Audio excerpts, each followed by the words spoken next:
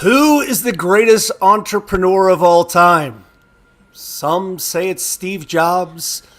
Others say Elon Musk. However, for those of us that grew up in the 90s, we know beyond any shadow of a doubt, the greatest entrepreneur of all times is the founder of Kramerica Industries.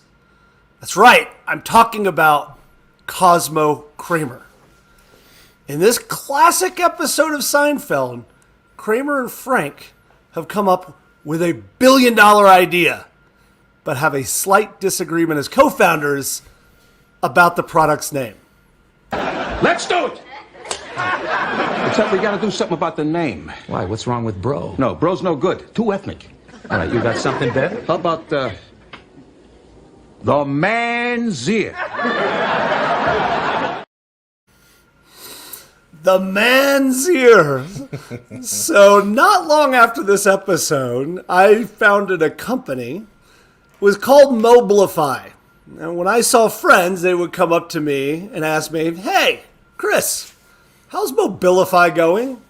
And I would gently remind them that no, the name of the company was Mobilify.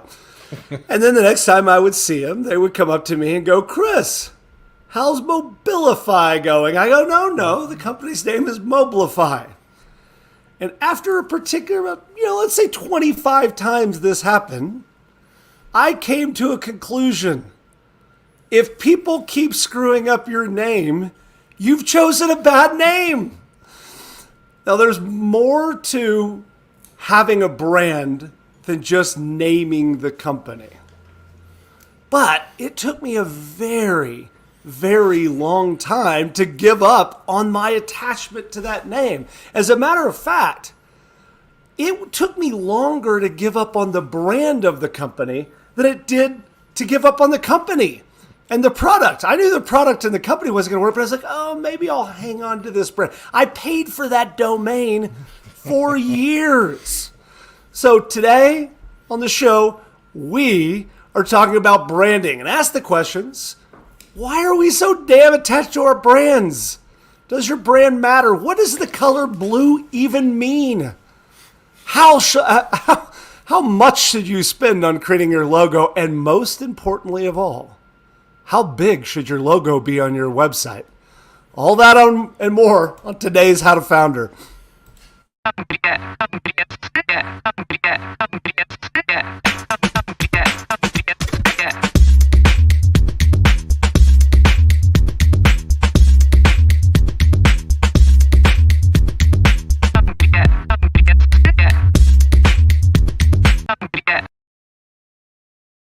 Morning, I'm Chris Franks.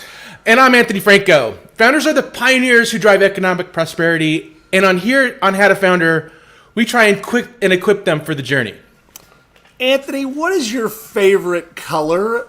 Like, if you're going to go to, you got to build a brand in the next 35 seconds, what color are you going to grab off of your palette? But my favorite color, Your favorite color, branding color. You're a good brander. What's your go-to color? I don't have. Oh my gosh, I was not ready for this question. I don't have one. So if it's for it's really funny. It depends on the season. It really just depends.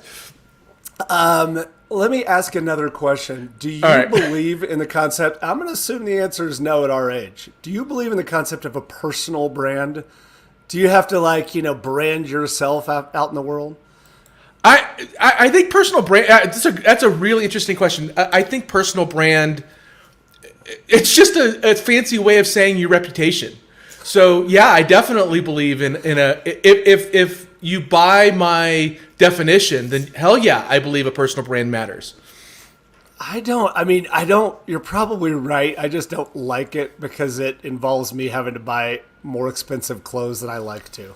It's like, well, if you care about your personal brand, you should probably wear a clean T-shirt versus this dirty one, which I don't know. That's tough. Sorry, right. I'm writing down the date, and every time you say I'm probably right, I'm marking it down. You get one. You get one. I think that's 2 for me since I've known you. So I'm on a roll. That's pretty good. Nice job. All right. So we're going to go in. We're going to dive into the concept of branding a little bit more. But I want to start by asking a really simple question. And it's one that I've been in marketing and sales for 20 plus years. And about everybody I ask has a different definition of this. What the heck is a brand? What is it?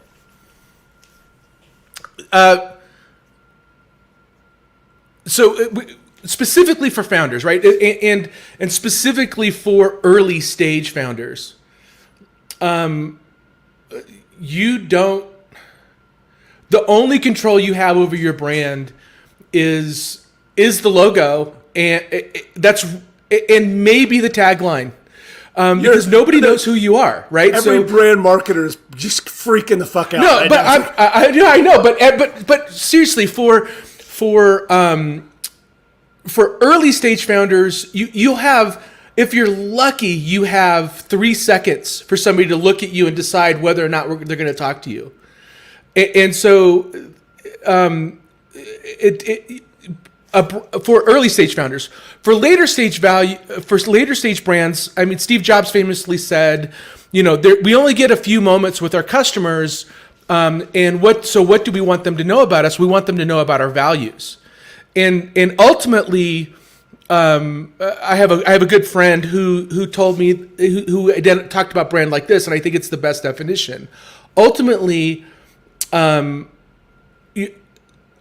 brand, a company is a huge group of people and and likely a lot of products. And it's hard for us human beings to wrap our head around a group of people and products. So we want to see an identity, and that's why brand is called it. So we want a persona attached to that group. And that's what a brand is. A brand is the identity, and not the marketing term identity. It's literally how a person can summarize everything they know about that brand into a persona or to a personality. That's an interesting definition. I don't think I've ever really heard it said that way, which is, we as humans like to put things in boxes and bins, right? We like to categorize things. And so the brand in that definition is simply the box that a human puts that company into. It's like, oh, they are this. Right. But at first you're just the first date, right? So if you think about a brand, if you're going on a first date with somebody, and it's the shirt you're wearing, and whether or not you trim your toenails, she's probably not gonna see your toenails on the first date. But what kind of first dates do you go on? Fingernails. I meant to say fingernails. Sorry, Chris. I mean, I don't know what sort of weird foot fetish you got going on. Oh, TMI for our second episode of our podcast. Oh, that's amazing. So let's say the brand is whether you clean your fingernails and toenails. Right. It's the first impression. I should have said that and left it in it. Oh, God, that's amazing. The first date toenails. That's going to be one of the T-shirts, I feel like. That's going to be... You need to... all right, so you're saying that for a early stage, for a founder of any stage, really when you're thinking about brand, it should really be about first impressions. And then as you move on down the road, you end up with maybe a bigger box that you can put more stuff into. Is that a fair summation of your point? Yeah, I think that's my point of view. Now to talk about let's talk a little bit for a second about how my point of view is not everybody's point of view, right? So I was just about to move into that, right? Yeah. So what do you think, Chris? Like when I'm thinking about starting something, the first place I go is logo, and not because that's the most important thing of a brand. It's certainly one of the first impressions, but for me, it helps me contextualize what it is that I'm working on. It helps me think through this notion of identity, and I'm very visual, so I like to picture how this could manifest. I did it with How to Founders, like when we talked about talked about doing this together, like my first place I went is the logo, which a lot of founding experts would tell you not to do. I'm curious what you think about that. Yeah, so I am opposite of you in this scenario, which is that's much more like you and I is to disagree than to agree. But I have a saying to early stage founders, and it's one of my very few tough love. Well, I say not few, maybe one of my tough love moments, which is I look them gently in the eye and I say, lean in. Nobody fucking cares about your logo. Nobody cares about your brand. We as human beings, we see somewhere around 1,000 to 5,000 ads per day. There is no study that I know of that says how many logos that we see in a day. We are inundated with logos. So I'll ask you this question too, because it's happened to me. Have you ever gotten an ad, seen a cool company, been like, oh, I'd really like to try that. Clicked on it only to realize that you've already signed up for the free trial like 6 months ago and had no recollection that you signed up for the free trial? That, yes, absolutely has happened to me. So that happens, and yet the people behind that original brand thought way more deeply about the brand than I ever gave it the opportunity for. When I saw the brand pop up the second time, I didn't remember it. I didn't even remember the product. I just was like, oh, that looks cool, and did it, right? So I think... Well, but in all fairness, that happens to me when I meet people too. Also, at our age, we start to forget stuff. So I spent 45 minutes looking for my keys that were sitting on my desk yesterday. So it's like, yeah, I mean, those moments are starting to happen. But the point that is, so this is my opinion. I think founders spend way too much attention paying attention to their brand, particularly their visual brand. Agree or disagree? Well, I hate to say founders, and I hate to say what founders do and put all founders in a bucket. I think a lot of founders do that, and I certainly do it. But again, the purpose for me is to establish my own ownership of the identity and the brand. It helps me that process of creating the brand. It does this thing that is both bad and good. It creates an attachment, almost a familial attachment to the brand. And that's good because now you're starting to take ownership of it. And it's bad because once you put that much energy and effort into a brand, it's really hard to break, just from your opening story, it's really hard for you to break away from it. So I think you just have to be self-aware enough and open enough to completely throw out what you've done and change direction. But it depends on the founder. It helps me gain that attachment as a founder to a brand. So I think that there's so many pitfalls walking this path, right? Like there's so many places where you can go beyond the side. But you hit on something that I think is a gigantic pitfall, but it's also probably not for you. And so what I'll explain. Fair enough. You as a founder, nobody cares about your brand. But you as a founder, it legitimizes a decent brand, something that's solid, something that feels real to you. It legitimizes this concept of a completely ethereal idea. You as a founder, you're bringing something that hasn't existed into existence, right? You're conjuring it out of thin air. The brand, particularly the visual brand, at least gives you a sense of something concrete. Yes. It is something you could put on a business card and say, I do this, which, I think business cards are dumb too. But the notion that you have this thing, this piece that really is somewhat real, can sort of help you mentally and help you kind of get your head wrapped around this program. But I still go back to the fact nobody else gives a shit about it. Like, nobody else cares. I'm canceling our business card order, Chris, right now. By the way, this is how dumb this company was. Mobilify was a contact sharing application that would help you. It was a super idea. It's like I was running Denver Founders. The idea is that you would meet somebody, and instead of sharing a business card, you would connect via my app.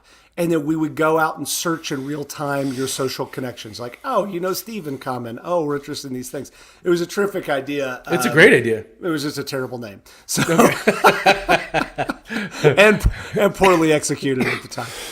So, all right, this is the piece that we've kind of started to talk about this. But what parts of brand, if you're thinking about starting or you have an early stage company, now remember, we've just been talking a little bit about logo.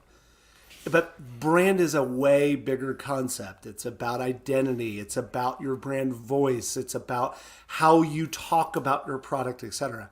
So of this big world of brand marketing, and again, sometimes it's even hard to define. What are the components, not you, but for every other founder, what components should founders be focusing on? It really matters what stage of a company you're in. So we'll start with early stage. Let's say. Yeah. So early stage, your job is awareness. Period. Like you just need to get people on people's radar. And I've seen a lot of founders talk about how they started their brand with well, first of all, it's probably the founder is really the biggest connection to a brand is the founder outside of the logo. So who is the founder? And a lot of founders will do things, a lot of successful founders will do things like shitpost. They'll troll other folks just to gain awareness for themselves. And I say that only to say that early it really might not matter. And I don't like to say that out loud because I do think I care deeply about brand and building a brand. But early on, it may not matter that much because as you start to gain customers and followers and people and gain awareness, those early stage folks are going to help you craft your brand values. And ultimately, if you look at large organizations, it goes back to that reputation thing. People think of a brand about what that brand's values are. And it's really important to stay true to your values. I can give you so many examples of brands that had one value and built a huge customer base and did something that went against what everybody's perception of their values are and caused a huge stir. The one that comes to mind right most recently is Bud Light. Regardless of what you think about the politics and all of that, Bud Light decided to create an alignment with values that their customers came to know them for that was different than what their blue collar customers came to know them for. And it was a misstep, not because of who they were trying to help, but what message to sent about what their values were compared to what everybody had in their head of what Bud Light was. Incongruence, right? Like so. Incongruence, yeah. Right. Yeah, and that's like, and we know from psychology that anytime something is incongruent in your mind, there creates tension. It's like, wait, what? This is confusing. That can sometimes be positive, especially early stage, right? But later, you have to curate that brand extremely carefully. It's the most valuable asset of the company. So, I mean, the really interesting part of this conversation is we believe, I think, and this is I think, I can't assume that we agree, but I think that mostly we agree that founders do not necessarily equal companies. And so part of how to founder is about the art and science of doing this job, which is incredibly hard. Yeah. It's incredibly rewarding, but it's incredibly hard. Yeah. How many companies have you founded? How many companies have I founded? Yeah. I lost count at 25. I mean, I've founded, I've probably worked on about 20 projects. I've officially done, I think, probably six to eight projects, something like actual companies that I founded. Yeah. for a while there, I would keep count by just how many things from this Colorado Secretary of State being like, "You're delinquent. You should." So the of those, the first company I founded, nobody had any idea who I was. Right. And so my identity, I put so much of my identity, so much of who I was, so much of my ego was tied up into this company, which really manifested on how much time and energy I put into the brand. Even though I'm saying now, like, nobody gave a shit about my brand, but I did because it was my identity, right? And then as I moved down the road, it was like, when you started MC Squares, I was like, oh, that's Anthony, right? It's like, oh, it's Anthony. It's your fifth company at this point. I knew you. I knew your values. Sixth, but yeah. Six, I'm not whatever. counting. But like, by that point, your identity as a founder, as a serial entrepreneur, had kind of moved above anything that you would have started. But early on, that brand that I created was like, oh yeah, that's the Mobilify guy. It wasn't Chris. It was just, it was that somewhat cool logo that I. Isn't that interesting? Yeah. So let's kind of ask a more tactical question here. Yeah. And I'll start with a story. I ran into a founder. It was years ago, and I can't remember their name or anything, so I can't embarrass them because I have no idea who it is.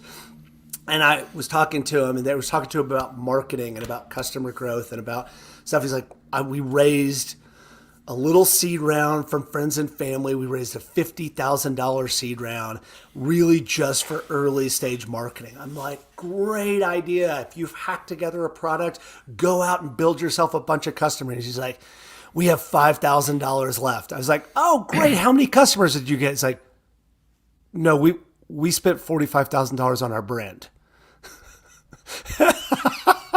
That was exactly my face too.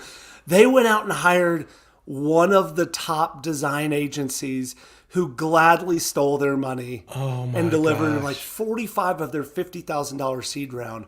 That's malpractice by the creative agency. Oh, that's total malpractice. I should have, like, I don't even know who the creative agency was, but that's what I should have gone after, like, publicly. It's like, that's theft, right? But that's one extreme. The other extreme is me designing something in Canva or on the back. The Denver Founders logo famously was Josh writing Denver Founders on a sticky note and taking a picture of it. That's the other extreme. So what is the right mix for founders? How much time and attention, with the idea that we know sometimes it's not rational to spend a little bit more time and money on this, but there should be some sort of limit about the time and money as an early stage founder I spend on my brand. Well, so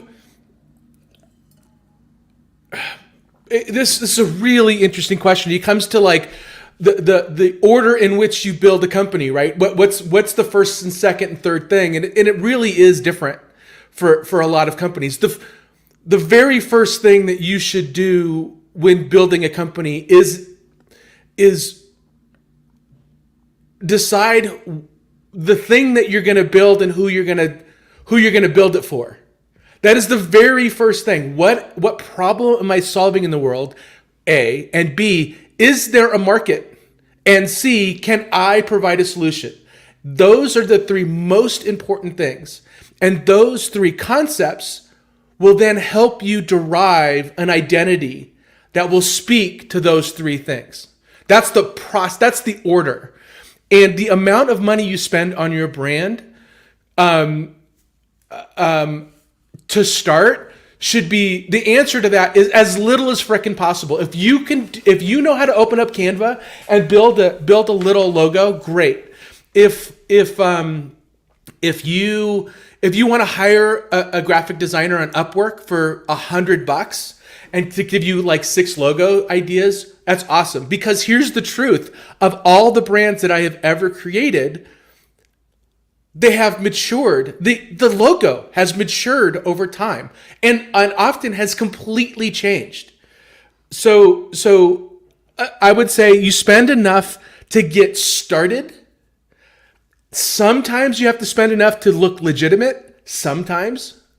But that's not that hard. Like it's not it's not $45,000. It's certainly not $45,000. Like the most a well-funded series, like a multi-million-dollar seed stage company should spend at most $10K on an identity, on the logo, right? What's more important is how you're going to go to market, the messaging you're going to use, who you're targeting, and trying to define the other aspects of the brand, which is your messaging framework and your idea of who your customer is. Again, when you're starting, you need to keep that very lightweight and nimble so you can modify as you go. You hit on just two unbelievably important topics, which is we just spent the last 5 minutes talking about how a brand as a founder can make me feel legitimate. Right. But this is one of those things we talked about yesterday when we were hanging out. It's like two things can be true at the same time, which is I, as a founder, need a brand to make myself feel like I've got something real. But also, it shouldn't be about you. It's really not about you. Like everything that you do as a founder should be about a deep and abiding care and understanding and empathy for your customer and your customer's issues. And so like when people are like, oh, I'm a brand. And by the way, the second thing is despite like it is a terrible name for a concept because a brand implies that you're literally stamping this fucking thing on a human or like on an animal and it's there forever. A brand should not be the same forever. It needs to evolve. It needs to change. And we think of like, oh, well, it's Apple. Yeah, because they've sold 3 trillion devices and they have in every home. So now a little apple with a half bite on it, we all sort of associate with that. It was not that thing before. Apple's logo has changed many times. Yeah, many times. And it's evolved over the years. It's come to these different things that now, and I was like, oh, well, it's iconic. And I want to have an iconic brand. It's like every iconic brand that you know of right now has probably had 6 iterations.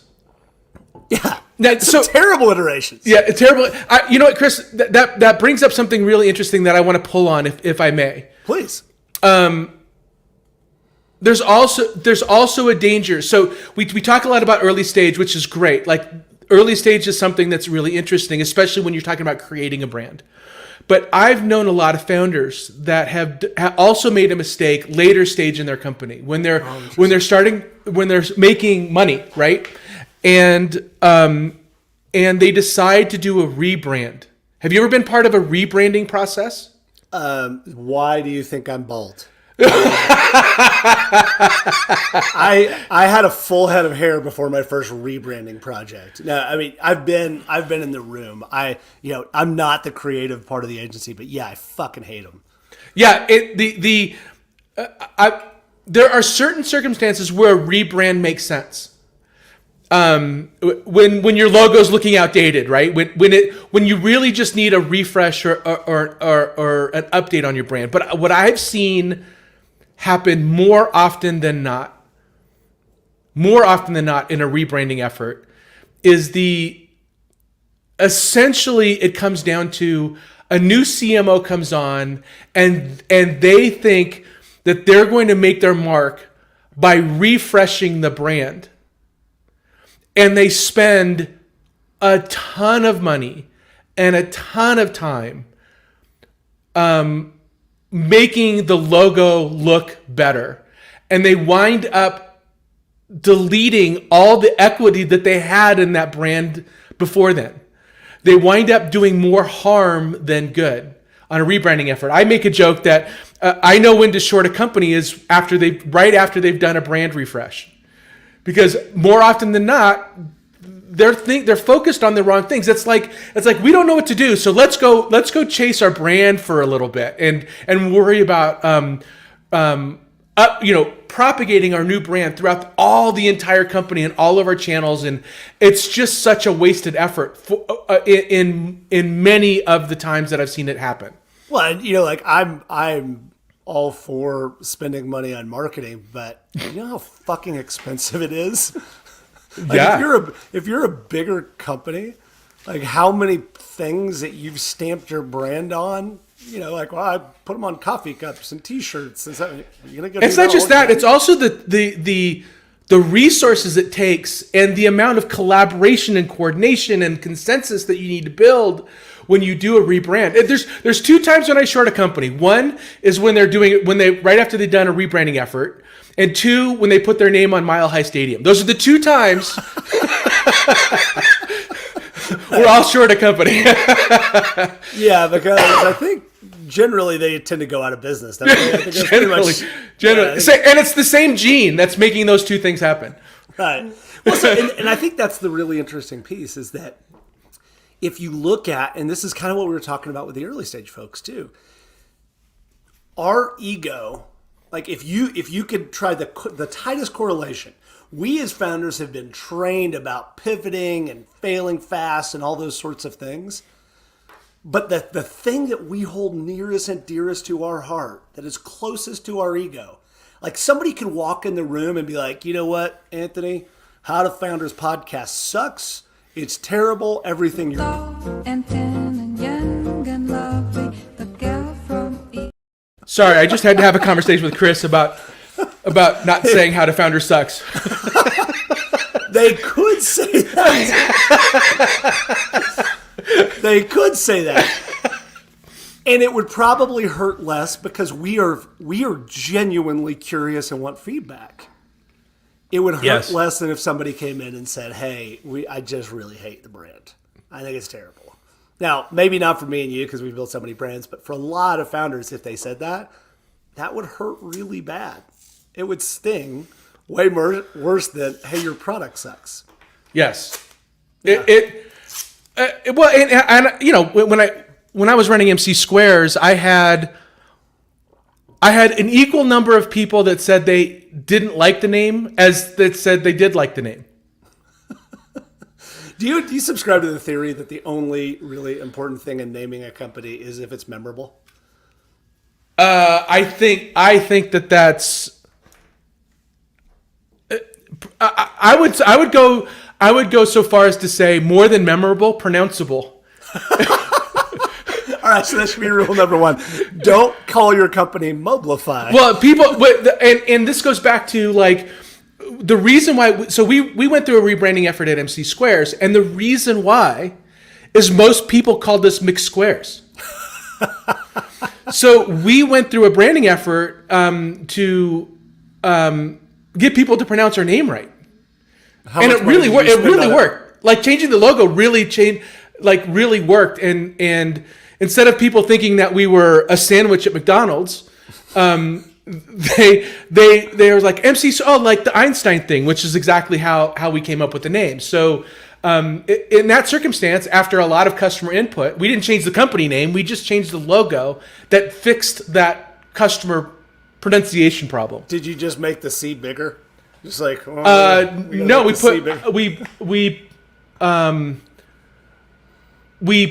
put a dot between the M and the C. That's brilliant. It's genius. That'll be $100 million. $45,000 later. That agency really was good. All right, so you might have already answered this question, but I want you to think about, and maybe this is a brand that you founded, or maybe it's one that you've worked with. What was one of those brands? Like, what's one of your favorite brands that are around? And talk about the elements of why that brand that you like. So either one that you've built or one that you've associated with. I have two. I have two brands that I am obsessed. Like I have a abnormal amount of admiration for. And one is obvious. It's Apple. I love what Apple has done for the brand. I think, and it's not just me, right? A lot of people will tell you when you're creating a logo or when you're creating a brand, I want to be the Apple of, and then fill in the blank. And I roll my eyes at that, but I understand why, right? It's like they've done an admirable job creating and curating a brand. The other one is In-N-Out Burger. I love In-N-Out Burger because of I align with their values so deeply, and their values are just about doing the same thing very well a million times. Like all they sell is burger, fries, and shakes. That's it. You know how much they'd make a ton more money if they added chicken sandwiches. They're like, no. They pay their people well.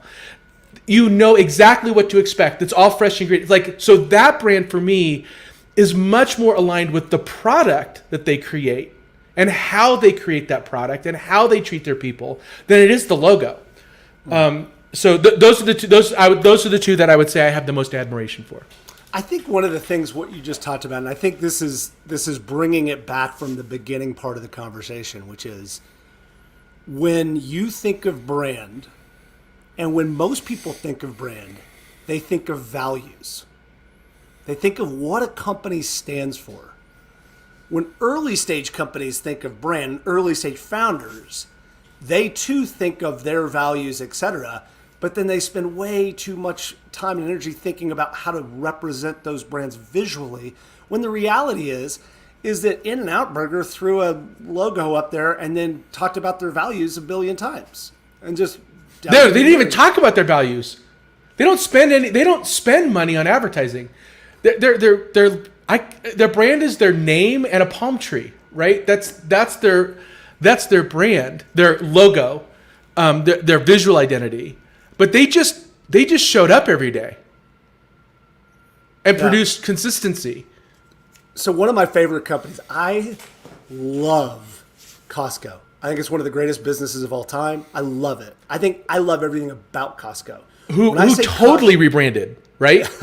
But when I say Costco, what do you think of? Like, what's the thing that pops into your mind? Well, there's so many things I think of about Costco, but I think of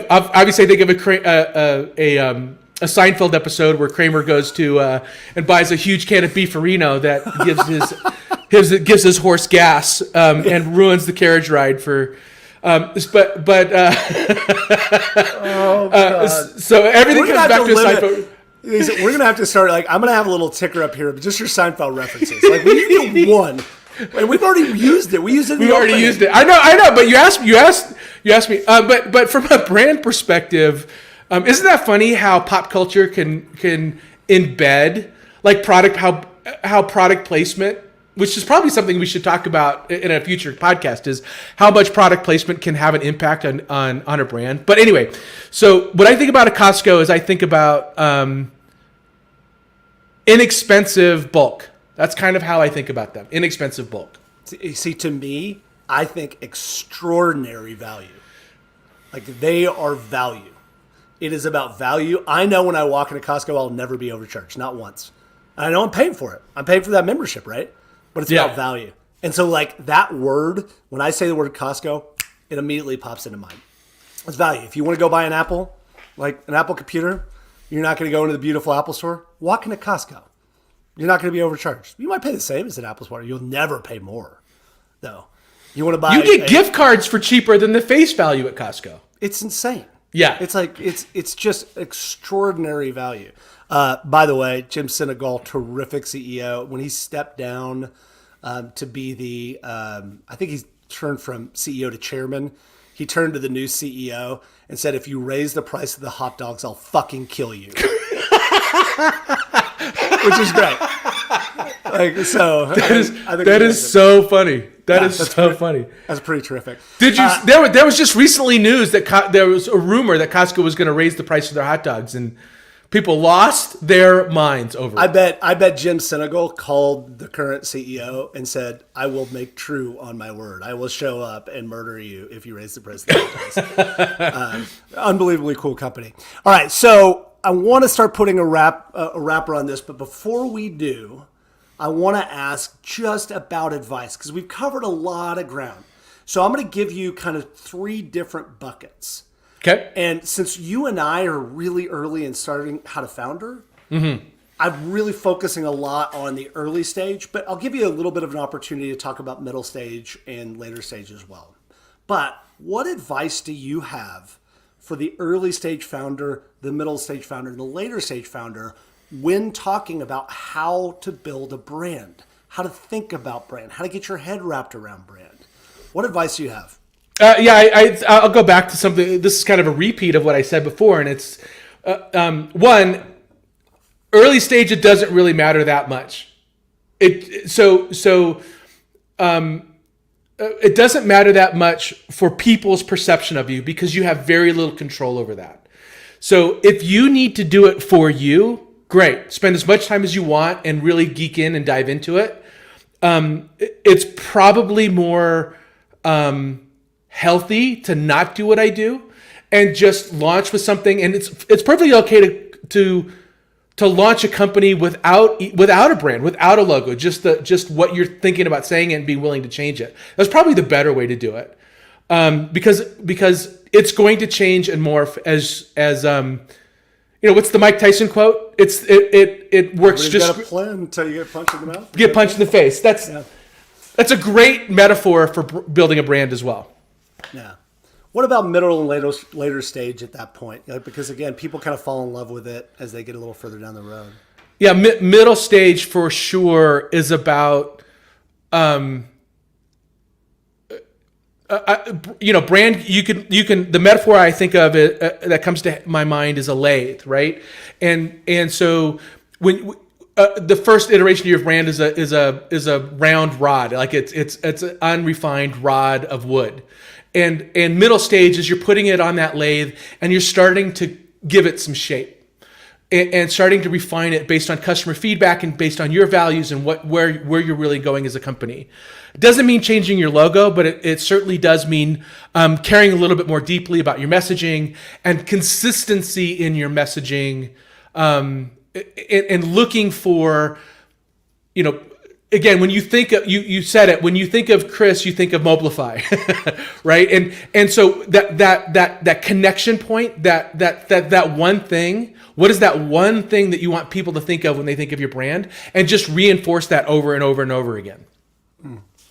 I think I agree with that sentiment. I think that what you said earlier kind of crystallized an idea that I had along, which is a brand is not your logo.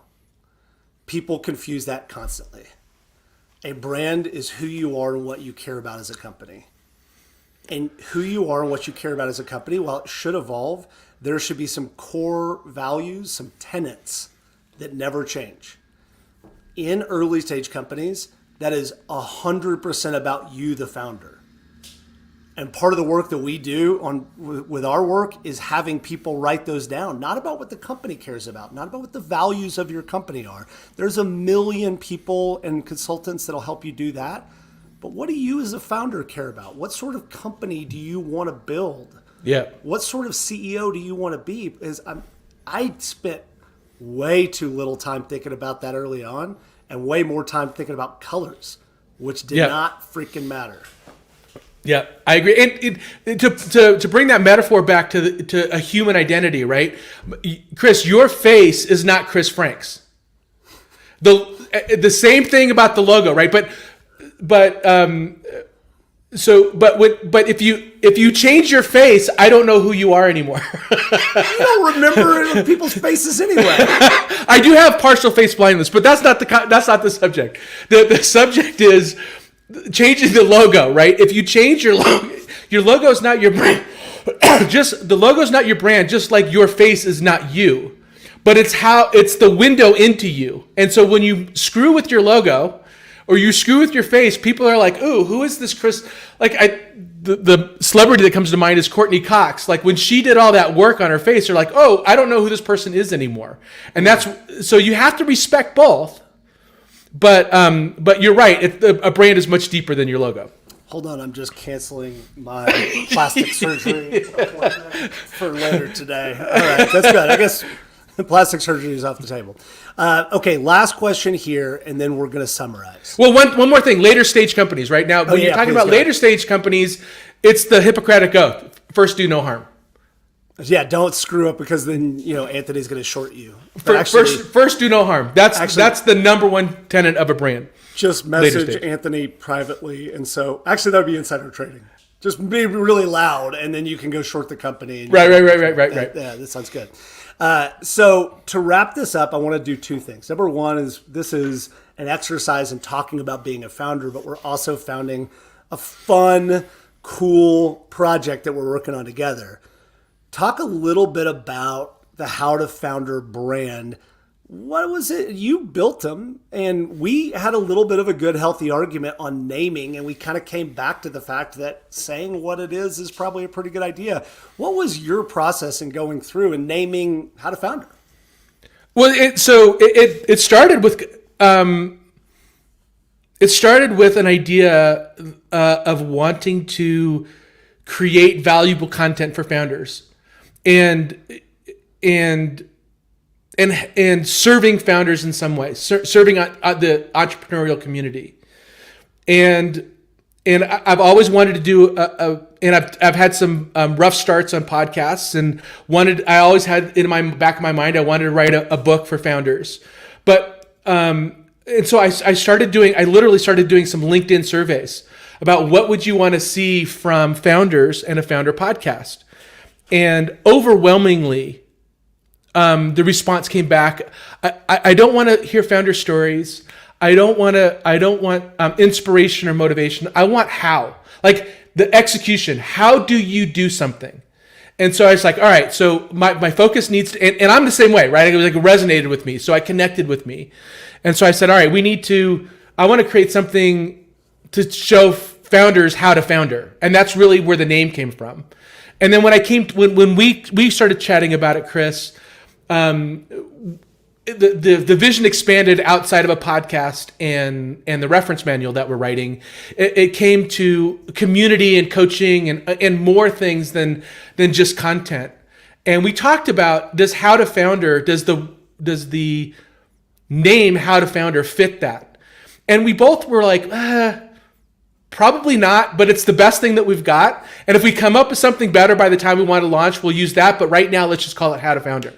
And that's really how the name stuck. It's because we couldn't think of anything better. I'm just going to throw it out there. I think I probably still own Mobilify. All right, great. Just throwing it out there. Maybe it's an idea. Just so everybody knows, Chris and I have agreed as co-founders to have veto power over any decision, like any suggestion. One of us can say no, and then it's done. Yeah. So I'm not saying I'm going to say that about Mobilify, Chris. I'm just reminding you of that. Just reminding me of, yeah. Also, the same thing. We could just call it Mixed Squares. Mixed Squares. We could. Yeah. That'd be really good. Okay, so let's wrap this up and put a summation. And so the point here is if we had this big, wide-ranging conversation, and I want you to boil down what we landed on. What single piece of advice from this entire episode, if we asked ChatGPT to summarize into a single sentence, what would ChatGPT say? Like short, concise, what do we want founders to take away from this? Chris, I'd love to hear your thoughts on that. I feel like I've been doing most of the talking.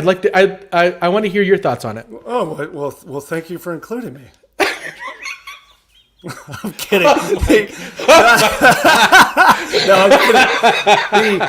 I think it's been a great conversation, and honestly, my summation is: don't worry about your brand. Don't worry about it. Worry about your values. So, people make the easy fundamental attribution error, which is they attribute their brand equals their company. And it's not true. In almost every single company I've ever been a part of, the founder or founder teams are the brand and their mutual values are the brand. So spend a lot less time worrying about it. Don't worry about your tagline. Don't worry about the logo. Don't worry about your colors and whether blue makes you feel fuzzy or warm or cold or what shade of blue to worry about. Nobody fucking cares. But people do care about your values. Yeah. So spend way more time talking about that. I would agree, except early stage, it can make a difference. And I'll give you a great example, Liquid Death. Liquid Death was a really fascinating.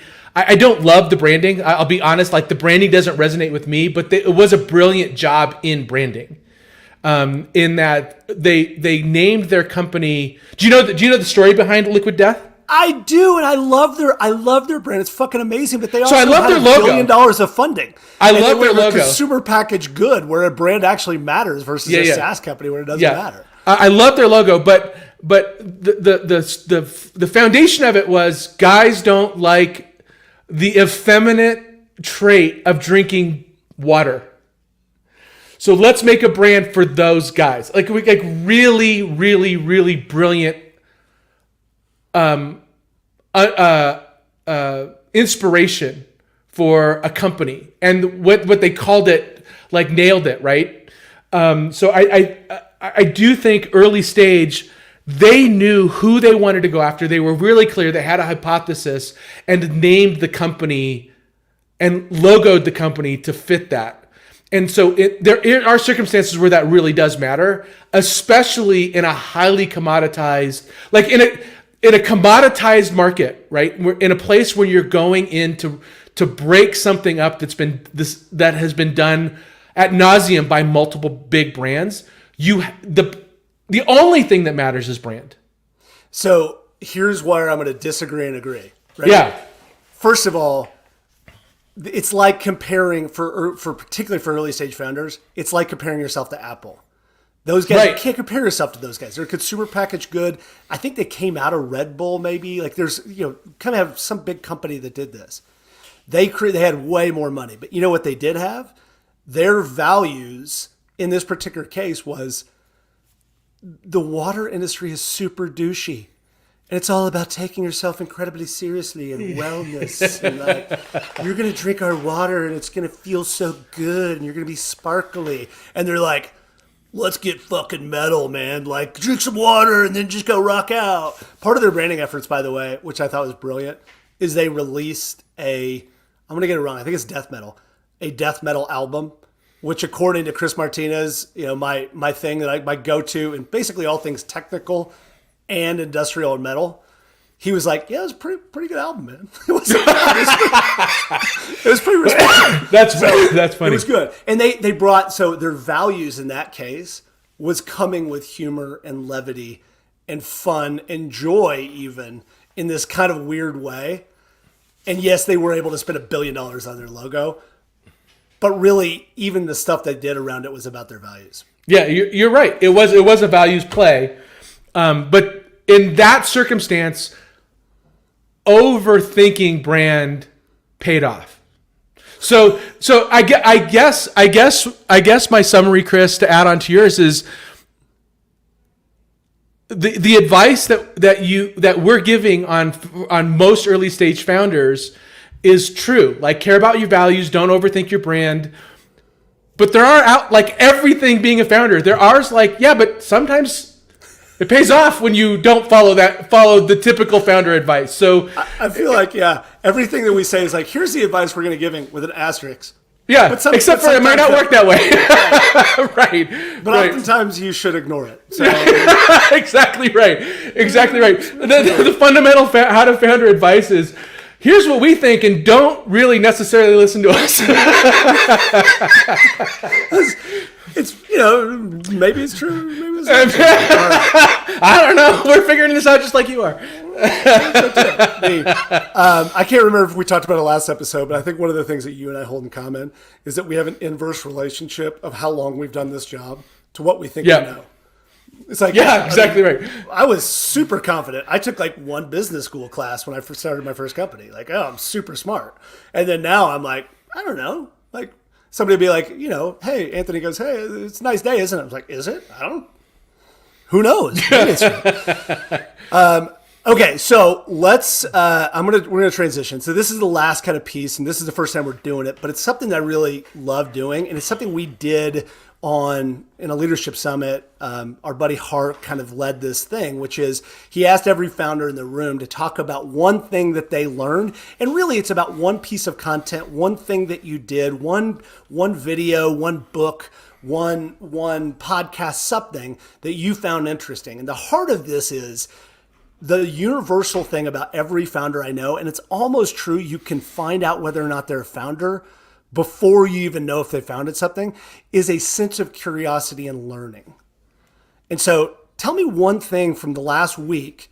What's one thing you learned? What's one thing you read? What's one video you watched? What's one thing you consumed where you were really inspired and thought that was a super cool thing that you learned? Yeah, I gave this a lot of thought, and I'm going to talk about something that I actually learned through trial and error. So I'm a little backstory. For How to Founder, because we're very focused on content, we're trying to build an audience. Therefore, I'm trying to build the audience on the How to Founder company page on LinkedIn. By the way, follow us on LinkedIn, and also my own personal following, which is an interesting exercise. Yeah, and you too, well, of course. No, follow me first, then Chris. Actually, I was going to say, go follow him. So one thing I learned is the relationship between Donald Trump and Taylor Swift. Oh, God, okay. Here we go. And so I spent a lot of time thinking about content and thinking about how I'm going to post. And then I schedule my posts out for a week. And the two most engaged posts that I posted in the last 10 years on LinkedIn, ever since I've been on LinkedIn, one was a picture of Taylor Swift and one was a picture of Donald Trump. And it wasn't political or it wasn't pop culture. It's just the lead image that I used. And what I learned is, this goes back to brand, right? Those brands, those faces, have a lot of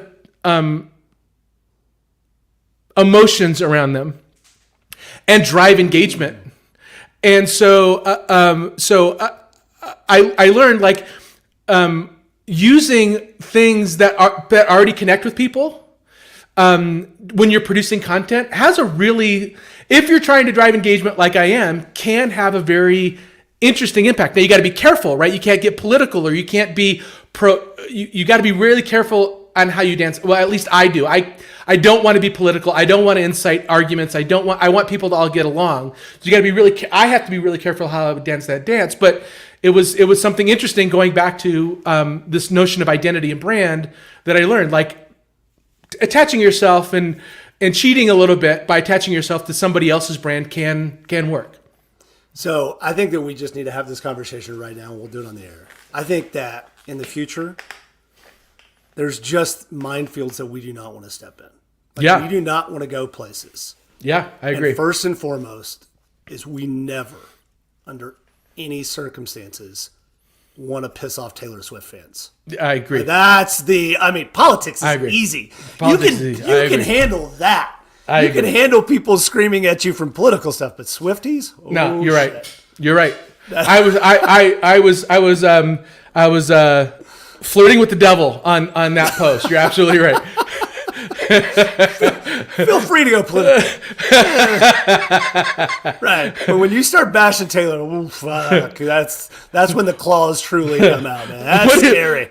What did you learn? What did you learn today, Chris, or this week, Chris? I read a book called The Almanac of Naval Ravikant. And Naval Ravikant is a longtime founder. He founded AngelList. He's been an investor in Silicon Valley for a long time. And for the most part, a lot of those people are kind of false prophets. I just don't really get into it. But it came across my feed and I decided to read it. It is a brilliant book that talks a little bit about business and a lot about life. And it comes from his writings. It comes from his tweets. It comes from this. It is a free book. You can download it off of, I think, just Google the Almanac of Naval Ravikant, and it'll come up for you. It's a free PDF download. There is a lot of wisdom about cultivating happiness in your life and how that is a skill, just like any other skill. So I was really impressed with that. I really enjoyed the book, and I'm gonna try to find more of his stuff now. read it, download it, all that sort of stuff, because I was really impressed with that guy. And I kind of knew about him with Angels List, but I had no idea how really insightful his writing was. All right, so that's it for this episode. Appreciate it. So Anthony, what do we have coming up? So, couple of shameless plugs. Follow us, linkedin.com/companies/how-to-founder. Please, we want to start being able to live broadcast on that company page, and we need to hit 150 followers. So please join us there. Also, we're on YouTube. We're on YouTube at How to Founder, and if you want to learn more about getting involved with How to Founder, visit our website at howtofounder.com. Next time, we'll be asking the question, do you need a business plan? Something that I'm really excited about. With that, guys, pleasure to see you again, and we'll talk to you soon.